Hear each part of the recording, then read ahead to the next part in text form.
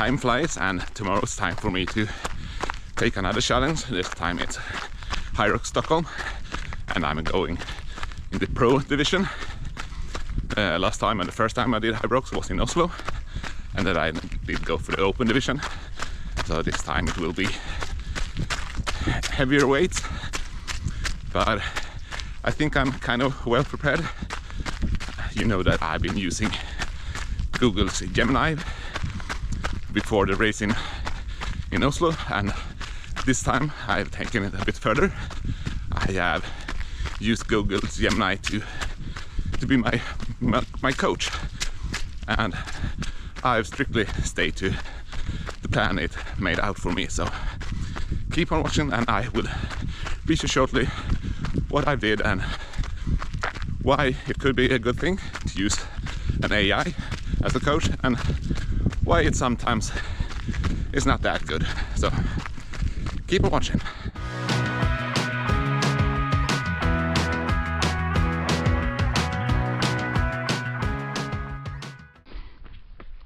If you've seen my videos before the race in Oslo, you know that I let Google Gemini come up with some advices regarding how to work out, how to eat and stuff, and I kept on doing that after the race in Oslo. So during October, together with Gemini, we decided to go for base training. That means that I started kind of over again, doing longer distance runs and stuff like that. It did not turn out as good as I planned, or Gemini planned for me, but I think I did build up a great base to take my training with Google Gemini even further. I decided to use it as my coach. I prompted that my goal was going below 80 minutes in Stockholm Hyrox, and what date it was? It's the 21st of December, that is tomorrow. So I prompted that to Gemini, and I think we started in the beginning of November. It was November 11, I think, and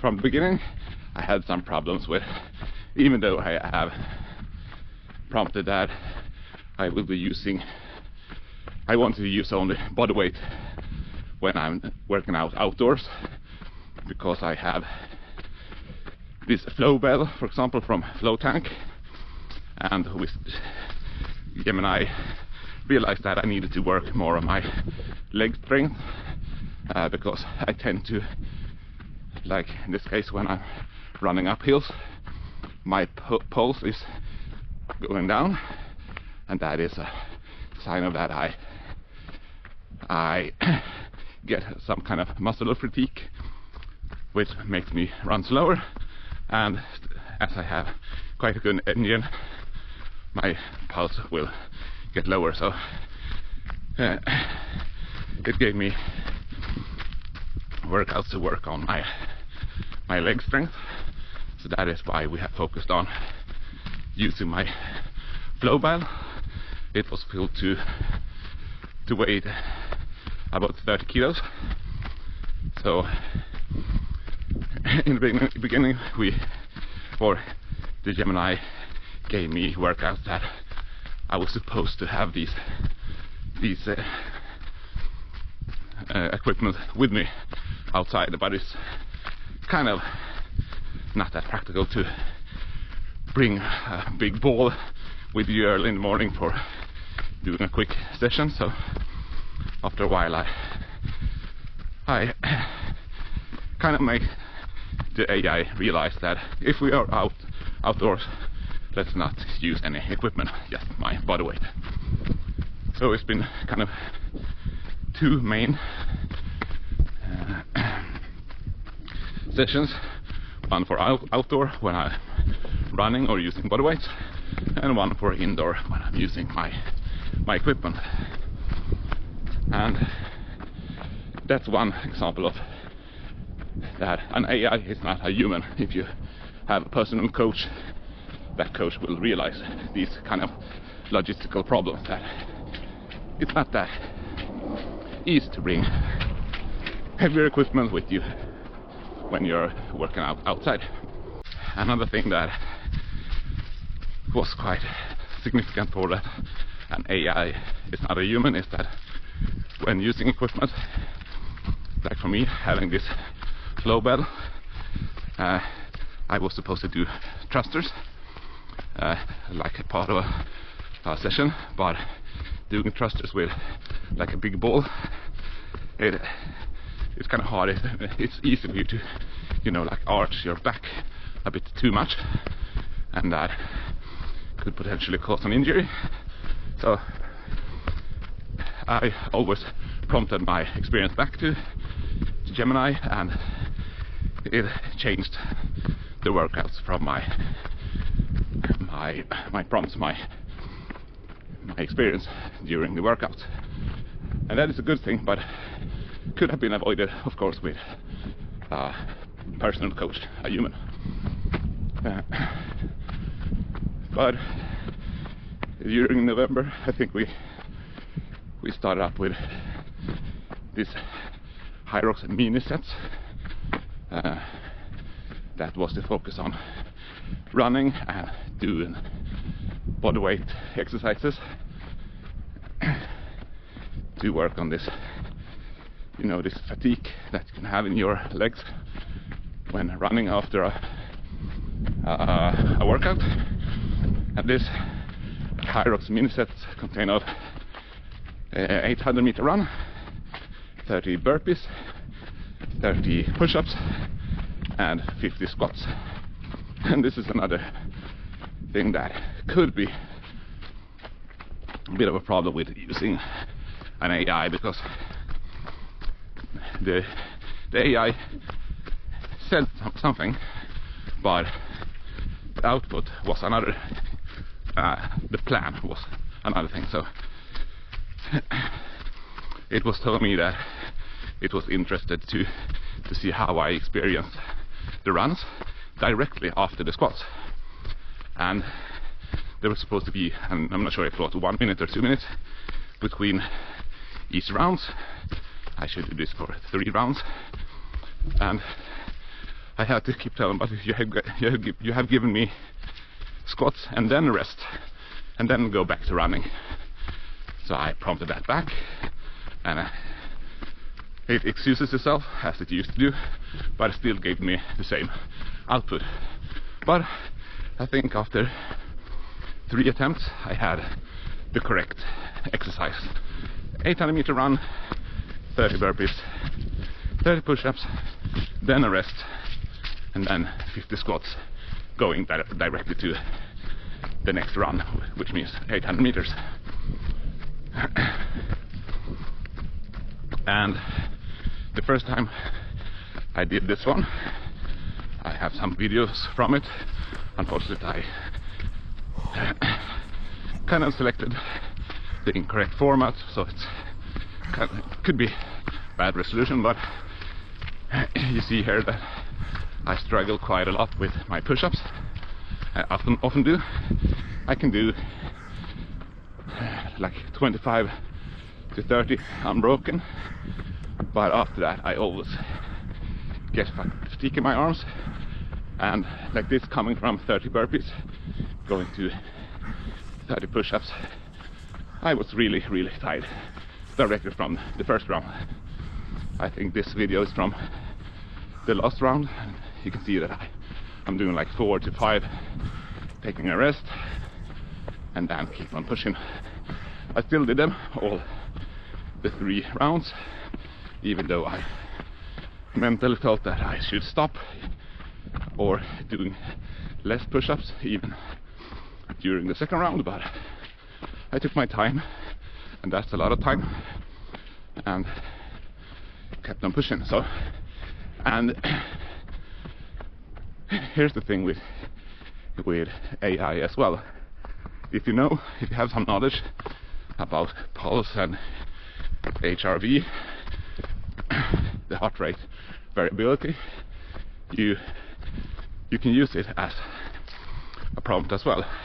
I've been prompting my my pulse data from each night to see when it's okay to work out and do what's planned.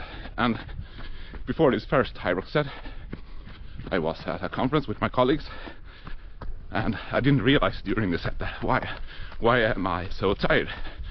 But I realized afterwards that during this conference I ate like a couple of potatoes as carbs, nothing more, and I slept rather good. I didn't drink that much, just like a half glass of wine, but I had no energy in my body, so that is why I was so fatigued. And as I did this full set, my HRV values on Sunday morning was really low. That means my body is stressed and has not recovered as it should have. So this is something that AI noticed, and it simply tells me that you should not work out today, you should take a rest day. And I did that, and my HRV became a bit better on Monday and on Tuesday, so we started to build up again, starting with the same plan but doing less repetitions. And this is a good thing. I think, of course, a good personal trainer should have recognized this as well. But if you're not using anything, it's easy to see that, to think that, well, I can work out, I'm just a bit tired, and then it's potential risk of getting injured or getting sick. So that is a good thing with using AI. Of course, you should not trust everything it says, but if you have some knowledge about what you ask for, then I think it's a good thing. So for the second time I did this Hyrox Mini-sets, we changed the set of push-ups. Instead of doing 30 push-ups in a row, AI gave me 5 push-ups, or was 10 push-ups at a time. No, I think it was 5 push-ups, and then take a rest for 10 seconds in between. So this is how it adapted to my prompts back, what I've experienced from each workout. 5, 4, 3, 2, 1, go. And then during the last couple of weeks before this tapering period that I'm in now, I have basically done, I think it's 3 or maybe 4 different type of sessions. One is like a push-up block, where I've been working on my push-up. I've been doing, I think it's 5 negative push-ups, going over to 10 knee push-ups to really keep my posture and perform them correctly, and then 20 squats, and this is for, I think it's 4 rounds. And then I've had a threshold session, kind of going for 800 meters with 2 minutes rest, and I've done that for 3 rounds. And often I have done these sessions early in the morning, so you can see it's pretty dark. I've been using my headlamp sometimes because it's not possible to see anything otherwise. The grip strength workout has been with this flow bell for 30 kilos. I've been starting with 5 squats, and then AI called it flow bell march. I've been doing high knees on the spot, 10 on each leg, and for each high knee I've been holding on for like a second, and then I think it was 4 times 20 seconds holding the low bell in one arm, and then ending with 10 push-ups, and I think it's for 4 rounds. And then for 2 Sundays in a row I've been on a longer run for about 14 kilometers. First run I did, I think I never ran that slow before, and it was kind of cool because of course I ran at a 6k per kilometer pace, 6 minutes per kilometer pace, but I did not push my heart rate over, I'm not sure if it was 146 or something like that, so I kept almost all my run in my first zone. Maybe it was too easy, but my HRV was not that good when I woke up, and Gemini told me to not do any session, but I wanted to like clear my head, and that is something I've been struggling with. I'm still having problems in my life, kind of a life crisis, and sometimes I feel very low and sad, and that affects my HRV. So that is a cool thing with HRV, that it's not always about that the body's stressed from working out. It could be for mental stress as well, and that has been kind of clear for me. I've been mostly stressed from not feeling that good, rather than the workout I did during the day has affected my body. The second long run was also 14k. This time it feels good in my legs. I started out in quite a faster pace, below 5 minutes per k, and my heart rate was still kind of low, so I kept on holding that pace. It was a bit up and down on this gravel road, but I felt like having quite a faster session for this last longer session, but I still kept my pulse within zone 2, and that is out of 5 in my zone 2 race.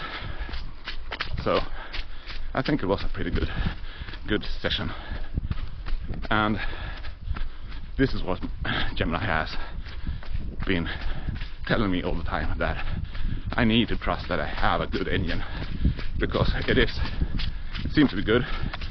I can keep this medium high pace and still not going high in pulse, which probably means that I could go for a rather higher pace at tomorrow's race, hopefully 4:15 to 4:30 at the rounds, and still kind of keeping a low heart rate.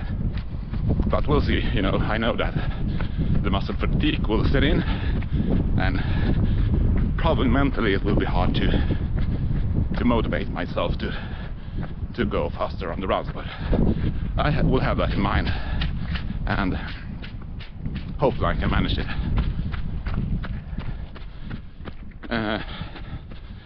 So that has been my main training. Now I think it's the last week or so, I've been in this tapering period where I've decreased my training, a lot more rest. I'm not sure if that is good, but when I ran in close this last Wednesday. It was 4 times 400 meters. It felt really easy. Coach told me to go for that 4:15 to 4:30 pace, but even though I had to keep my pace down, I ran about 4:05 to 4:11, and my pulse did as the highest go up to the lower zone 3. So 400 meters for me is too short for the pulse to raise in that pace. And after that I did a shorter session, 2 rounds of the push-up block. So, and I've been resting for 2 days, and today is the shakeout run, and tomorrow is the race. And I actually went to the venue yesterday. I was a judge to start with the rowing session, or the rowing station. That was really fun, quite a lot to do. We might have been 1 or 2 people too short, but it was fun. And then I was transferred to the wall balls. I think I judged. There was 4 people in total, and there were 3 of them was really good. I did not had to give them any no rep, but in the relay, one of the last guys I judged, he had real problems with going low enough, and it's hard to be a judge at that point, because you know that the guy is really tired. He struggled. He had 100 wall balls to do, but I gave him a couple of no reps, and always try to push him to go low and encourage him to do that, and kind of cheer him up to when he did good reps. So I think he got some extra boost from that. I must say that I am a bit worried about the heavier weights. I have not tried them, but I know that from my experience in Oslo that they felt good, the open weights. So I should be able to do the pro weights, but I might stand there tomorrow at the sled push and can hardly move that thing, so let's see. And I think for me the sandbag lunges might be the hardest one. It's 30 kilos for pros, and I'm not sure. We'll see how it goes. The wall balls is tough, but I think I can go deep enough. I've been using this 30 kilos flow belt doing squats, and it's 9 kilo in this wall balls, so hopefully they will feel good, and I can push myself across the finish line at a time at about 80 minutes. But I still need to have in mind that it can be much harder, and I can end up with a time that I have not aimed for, and I need to be pleased with that as well, because Hyrox is a tough race. It's about keeping the correct pace throughout each and every station.